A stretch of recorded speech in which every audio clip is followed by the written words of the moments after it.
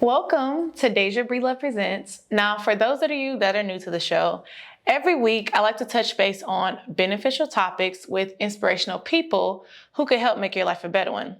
So my guest today is a father, engineer, as well as a full-on entrepreneur who goes by the name of Mark, or you also may know him as Ananciboss. So we are going to meet him today and hear all about his journey to success. Mark, good. Thanks for coming. Good to see you. Thank you for having me. Yes, this interview is way overdue. Way.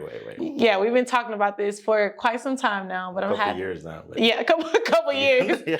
I know, both our schedules and everything, but I'm happy we could finally make it happen. Of course. Okay, so me and you met 5 years ago, which was when I was modeling for your brand, Anansi, and the brand has taken off. Oh, yeah. Yeah, congrats. I mean, it's grown so much. It's been a journey, but yeah, it's grown. So it continues. Yeah, definitely. So congrats on that. Now, before we get into a little bit more about your brand later on, tell us where you are originally from and what brought you to Los Angeles. I'm from Jamaica. I migrated to the U.S. in 2008, but I originally came for music. Yeah, so I was living in Florida, and then I decided to transition to LA for school at Los Angeles Recording. And that's where the whole engineering thing started. Yeah. Nice. We'll also get into that shortly, but were you in Miami before you came here? Oh, of course. I did a lot of that. Yeah, so how long were you? South Beach. Oh, wow. Yeah. How long were you in Miami? About 3 years or so. Oh, wow. Yeah, like from 08 to 11. How was that? Fun, yeah. Miami is always a lot of fun. Of course. I feel like the thing about the difference between Miami and LA is like it's hot, but it's kind of just party all the time versus LA. I feel like it's kind of like a balance between like partying and also getting things done. Yeah, there are a lot of similarities, but Miami is just Miami. Right. Definitely. Okay, so you went to school and worked in Jamaica as security before coming. In national security in Jamaica for many years. I'm not going to put a number on it, but just say many years. Yeah. Wow. Yeah. Okay. So before you came to LA, you were doing that, and you came to LA to become an engineer. Yes. So tell us a little bit how that transition was coming from Jamaica and doing national security to moving to America, because not only was the environment a major shock, I'm sure the job opportunities and everything was as well. So tell us what your experience was with that. That's originally what I came for. So for me, it wasn't a shock. Contrary to popular belief, Jamaica is kind of on top of everything. And yeah. But opportunity-wise, then it's different here. There's a lot more opportunities. And that's the main reason why I came. So when I came and signed up with LA Recording, that's exactly what I wanted to do. I got in with no hassle, and everything has been smooth ever since. Nice. So like, what was a major difference that you would say you noticed from Jamaica to? Culture.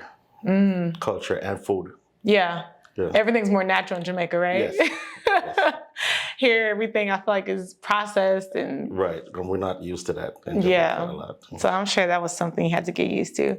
Okay, so when did you realize that you wanted to go into the engineering field, and what was it that excited you most about that? Well, I grew up in music, so that was always a part of me. But I always wanted to be certified, like for job opportunities. And I didn't get to do school there. So when I came here, I got my credentials, and then I had it done the right way so I could get plugged in my internship. Okay, so you also opened up a recording studio called Jamarbo Productions. Yes. So tell us where that name came from. I finally got the name right. I know, I've been saying it for a while. I was like, okay, Jamarbo. Yes, I got this. Right. Okay. Well, the name came from my kids. So my daughter's name is Jada, and my son is Mark. And my last name is Bogle, so it's Jamarbo. So that's where that came from. Nice. Okay. So how would you say you transitioned from engineering to your clothing line, Anansi? What would you say sparked that? Well, after being in the music business, I realized it was synonymous with fashion. So most of the people in the industry are like icons. So I'm like, it's a no-brainer. You know, everybody's in the music is also into fashion, so that's where that came from. Nice. Okay. Now, for those who are not familiar with your clothing line, Anansi, which you launched in 2019, where did the name Anansi come from, and what does that brand represent? Well, Anansi is from Africa. Nice. From Ghana, West Africa. Nice. And, okay. It was a fictional character. And he's in the form of a spider. He's a witty character. Like they would call him like the Lord of Stories.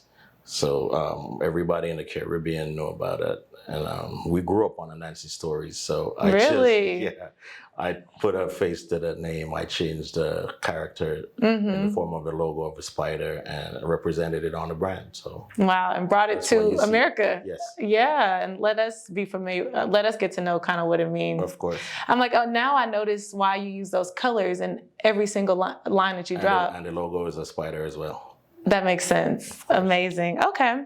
So what category of clothing would you say Anansi is in? It's, for now it's urban, but I don't want to be boxed in. So expect more coming. Yeah, because you got the fitness line, you got, the hoodies, you said you got a lot more coming with that too. I'm going to do kids wear. And oh, wow. Of course, more dresses for ladies. And yeah, you're going to have to keep me posted on the dresses. No, for sure.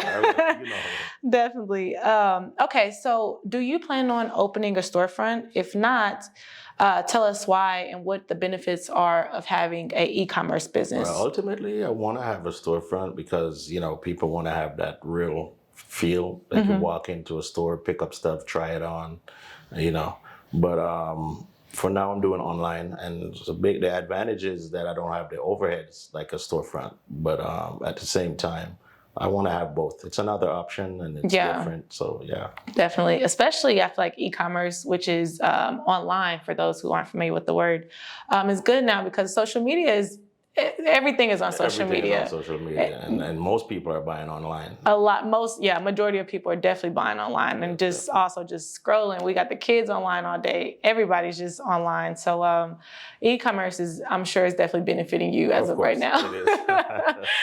Amazing. Okay, so what can we expect next from Anansi? I know you said you got some dresses, kid stuff. What else you got? I don't want to give it away too much, but I got a lot of stuff coming. Yeah. I'll keep you posted. Nice. So we just got to be on the lookout for it. Be on the lookout. Okay, cool. Gotta follow me on Instagram and TikTok, and you'll see what's coming. Amazing. And I will attach all his information at the bottom of the screen so you guys could keep track with him. But my next question is, you do a lot of things. So how would you say you balance being a father, having a social life, as well as a consistent work ethic? Because, this guy is up early every morning, on top of it, posting on every page, not just Instagram. He's on it. So how would you say you balance all of that? Maybe I'm a magician. I don't know. It's not easy, but it's, you just have to find a way to strike a balance. There's no schedule because with kids, you don't have they'll call you at any time for anything. Yeah. But I have support. I have family. Nice. And I get it done. So amazing. Now, do you have little kids or older kids? No, my kids are grown. Grown, okay. 16 and 23. Right, but it never stops when you're a parent. I'm sure. Amazing. Okay, so you don't have a plan or anything. You just kind of just balance everything out, you would say. Definitely. Okay. So after reading your bio, it was a quote that caught my eye. Not everyone who fights you is your enemy, and not everyone who helps you is your friend. Could you elaborate on that? Of course. I could give you examples if you want. Please. Because you have situations where you might be like in a workplace, or in my case, and I come up with an idea, but I have coworkers who might criticize it or, try to knock it down, or that's how I think at first. But after having conversations, you realize it wasn't done with bad intentions. Everybody wanted to have the best. It was to help you. Yeah. Yes. And on the opposite, then you might be in a situation where you need help and somebody will step up to help you, but only for their benefit later. Benefit. Yeah. They have ulterior motives. So you have to just learn to look past the surface and just see if what was done, the act itself, was really with a good intention or not. Yeah, I would agree with that because, like you said, some people will help you now or say you owe them later, or kind of just bring it up at the opportune time and say, "Hey, remember I did this for you." Exactly. Now you got to do this. Right, or take advantage of you being naive. So, like you said, you just kind of got to really pay attention. Or they might even put you on blast later. You never know. Yeah, you never know. So, like you said, you just kind of not look at the surface, but really just kind of look deep into the heart of the person and see if they're genuine or what their, motives are. I like that. Okay, so as we wrap it up, if you could leave any future entrepreneurs with any piece of advice, or even engineers, what would you say? Put God first in everything. Pick a plan, stick to it, and just always remember, the darkest part of the night is before dawn. So when things seem to be rocky and rough and dark and like it's not going to happen, don't give up. Just persevere. Continue. You're almost there. You're going to make it. Nice. I like that. Okay. All right, Mark. Thank you again for coming. And also, before you leave, tell everybody where's the best place to reach you. I'm on all social media. I'm everywhere. Nancy everywhere. Instagram, TikTok, Facebook, Reddit, YouTube. Okay. Everything. Okay. So any social platform, you can definitely catch them on. But like I said, I will still attach his information at the bottom of the screen. Thank you again for coming and sharing your journey and your story a little bit with us. When you drop some new stuff. Thank you for having me. Yeah. I'll be sure to keep you posted. Come back, right. Or send some stuff so I can rock the stuff in the interviews. Sure. As well. Promotion is always good. For sure. Okay, perfect. So that wraps it up for Daisha Breedlove Presents, and I will see you next week with another juicy episode as well as another inspiring guest. See you then. Ciao.